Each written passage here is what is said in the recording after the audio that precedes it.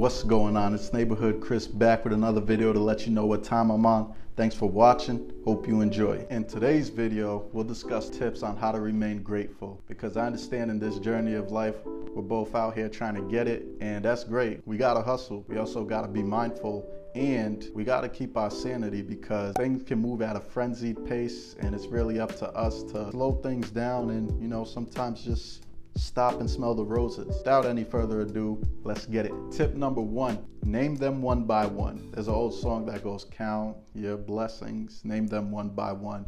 I remember spending time at a pharmacy conference, and one of the guest speakers, who was a really established pharmacist in his field, was going through tips of the trade, giving us some free game. Actually, it wasn't free because we had to pay to attend the conference. He mentioned one of the key things that he did after getting really established in his field was keeping a gratitude journal. And he said this practice of writing thank you notes to various people in his life, whether it was his loved ones, previous mentors, his employees, it really went a long way and made the job so much more enjoyable, and made not just the job but his entire life more fulfilling. You don't have to keep a gratitude journal like the man I mentioned previously. However, it is absolutely key that we stop and think about what we're grateful for and just count out our blessings, count out our privileges. And yeah, I'll be the one to say it, waking up out of bed is a privilege. Being able to smell, as we come to find out in the year 2020 and beyond, clearly a privilege. Each and every day that we're able to wake up, make a plan,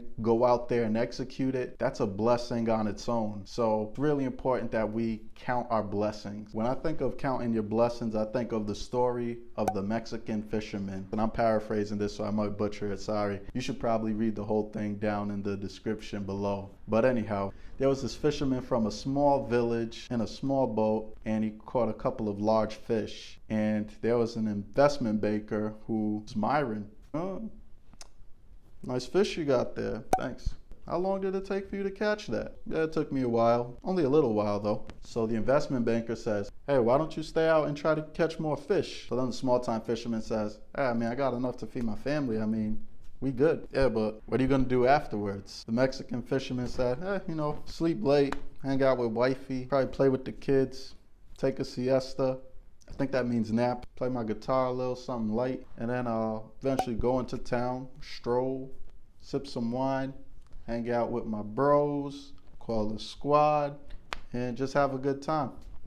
Yeah, that sounds pretty lit. He doesn't say this verbatim. American investor says, you know what? I got big dreams for you. Why catch that one fish? Set up an assembly. You can catch more. We can turn this into a big commercial business. We could 10x, 100x this whole operation. You can move to New York, have a Lambo. You could floss whatever luxury vehicle you want. It's nothing. Okay, and then what? Do this for like 15 to 20 years. Then you can eventually retire. And then what? Then you won't have to work. You could be fanned and fed grapes. You could be back in the village. And then what? Spending all the time you want. And then what?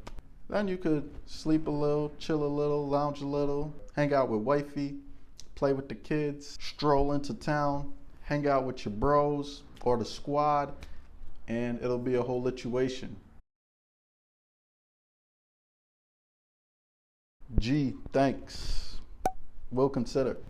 I think the big takeaways from that story is to just know what you want, and that life is about the simple thing. Instead of getting caught up in the rat race, another option might be to embrace what we have. There's no such thing as a life that's better than yours, as a philosopher, I believe his name Jermaine Cole, once said. And I'm a huge believer in the fact that the grass is greenest where you water it. Let's count our blessings and think about all the opportunities and privileges that we've been afforded. Maybe it might be helpful for you to stop and keep a gratitude journal, a list of things that you're grateful for. You could take out your pen and papers.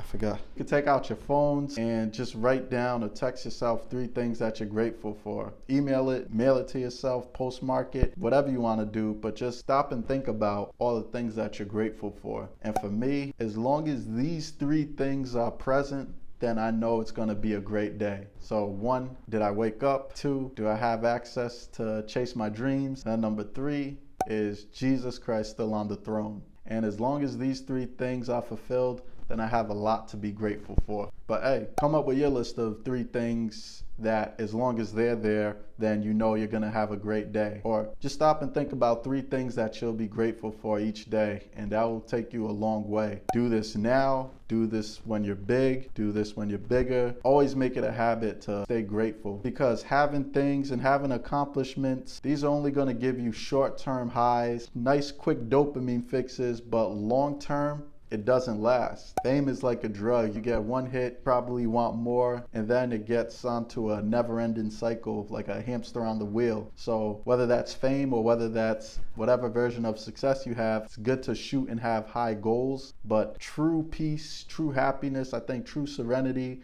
comes in being grateful for the things that you do have and counting your blessings. So if I ask you, hey, how you doing? And you tell me you're blessed and highly favored, I'd say that's great. Let me know how you're blessed and highly favored. Name them. You don't even have to tell me, but tell it to yourself, and don't you forget it. But yeah, count your blessings, name them one by one, and it will surprise you what the Lord has done. Thanks for watching this video. Like, share, comment, and subscribe if you haven't already. I ain't playing with you. I'm actually playing with you. Comment down below. Let me know one thing that you're grateful for. Thanks for watching. Neighborhood Chris signing off. Peace.